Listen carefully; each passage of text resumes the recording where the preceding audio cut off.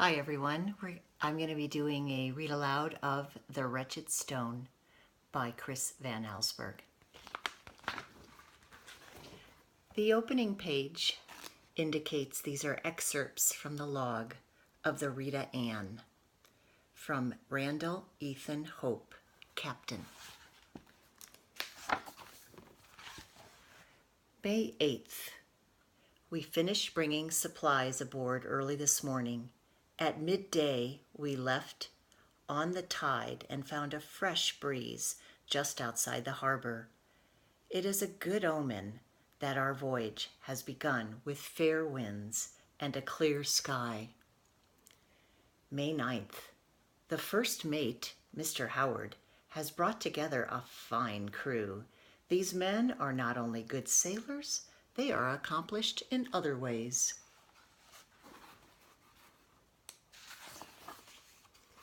Many read and have borrowed books from my small library.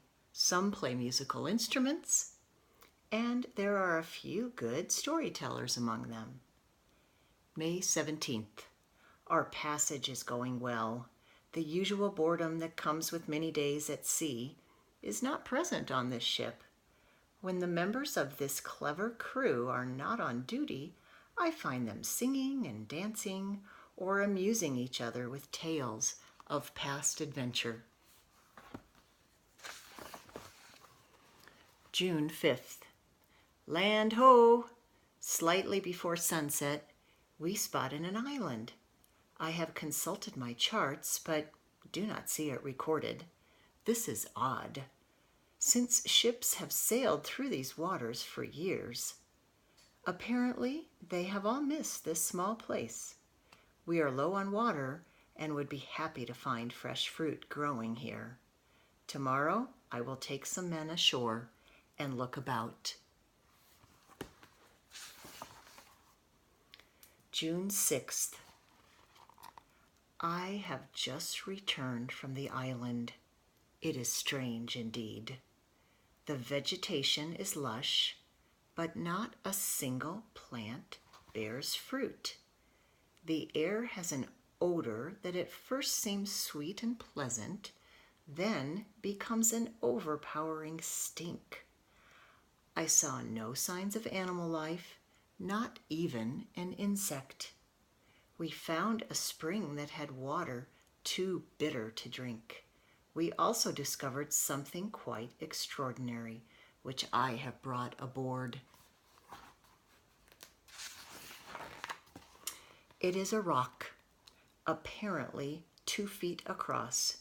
It is roughly textured, gray in color, but a portion of it is as flat and smooth as glass.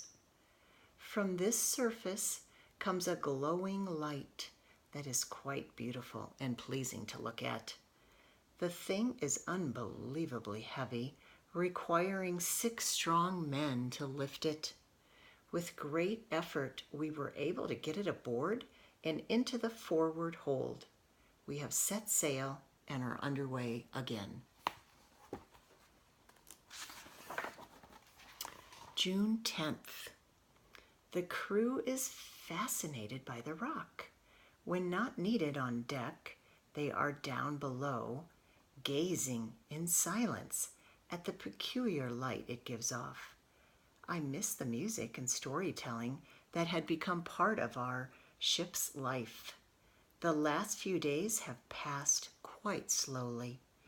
The men, however, seem perfectly content.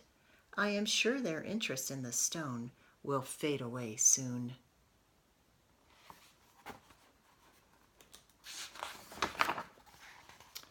June 13th. Something is wrong with the crew. They rarely speak, and though they swing through the rigging more quickly than ever, they walk the decks in a clumsy, stooped-over fashion. Last night I heard shrieks coming from the forward hold. I believe they have contracted some kind of fever that came on board with the stone.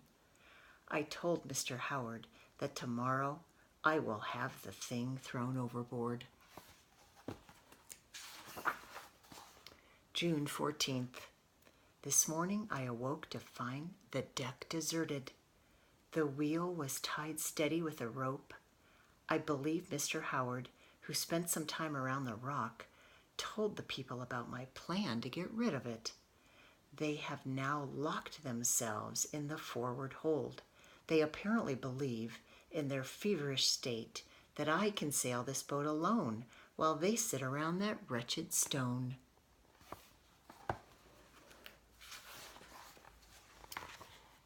June 15th. We are in grave danger. A powerful storm is headed this way. All morning long, the wind has grown steadily stronger. The sky is filled with dark clouds. I am unable to shorten the sails by myself. With this much canvas up, we will surely be blown over and sink when the full force of the storm arrives. I am going forward again to try to get the crew to work. All our lives depend on it. This is, I'm sure, my last entry. What I have seen is so horrifying. I barely have the strength to write it down. After I pounded at the door to the forward hole, it finally swung open. But it was not a man who answered the door. It was an ape. The whole crew has turned into hairy beasts. They just sat there, grinning at that terrible rock. They don't understand a word I say.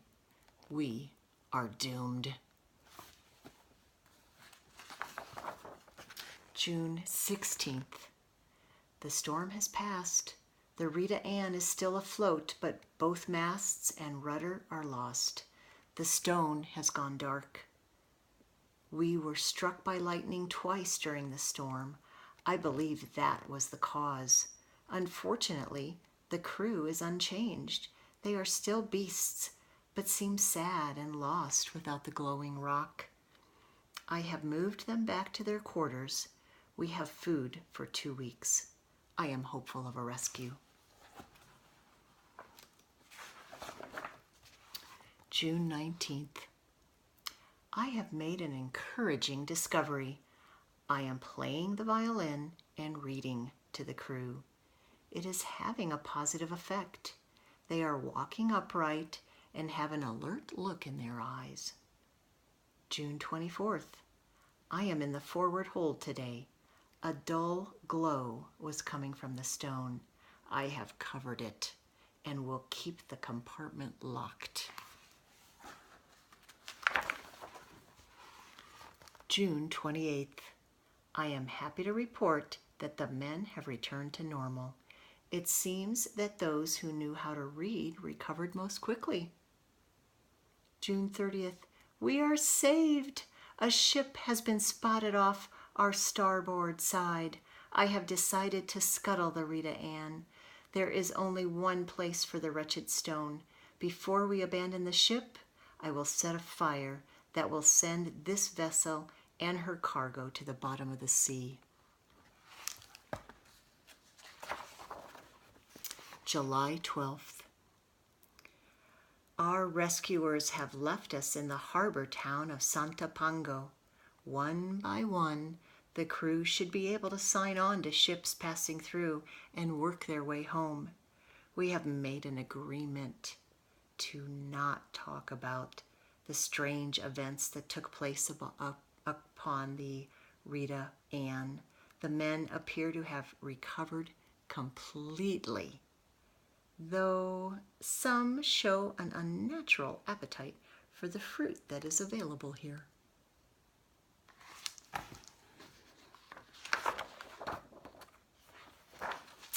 The end. I hope you enjoyed that. You'll have some questions to consider, some ways to engage around the wretched stone. So, see you online.